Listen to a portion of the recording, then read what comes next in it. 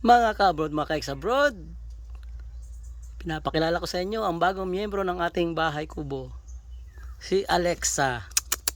Chuchuchuchuchuy! Bagong dating lang siya kanina. Alexa! Mahihain pa si Alexa. Kararating lang niya kanina. At eto nga. Alexa! Chuchuchuchuchuy!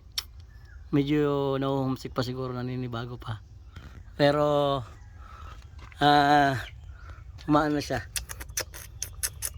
Pumapayupay na yung buntot. Ayun. Nainitan lang siya kaya ganyan. Alexa! Eh. Ayan. Yan ang ating bagong mainstay ng bahay kubo. Siya yung magiging bantay dito. Nan Alexa, ikaw yung magiging bantay. Kawawali lang sa inahin.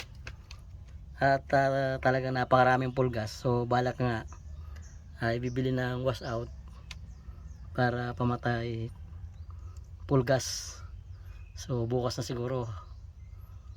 Dahil alanganin na ngayon, baka lamigin masyado. Ayan. So mukhang mabait naman.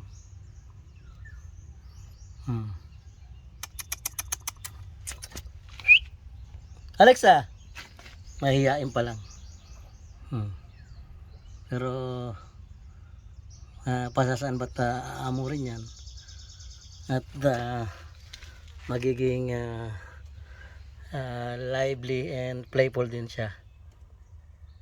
Kontingan lang yan, mga ilang araw lang yan. Pagka nakapag-adjust siya sa surroundings. Hindi pa siguro makabupunto sa pagkawalay sa kanyang nanay.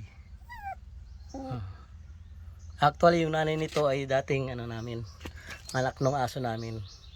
So hindi na bago sa pamilya itong si Alexa. Yan mga kabroad, mga ka-ex-abroad, ang ating bagong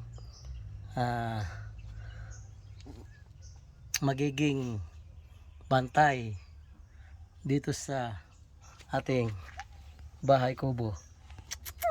Bakit? Nainitan ka? Nainitan daw siya mga kabroad, mga ka-ex-abroad. Nainitan siya. Ayan.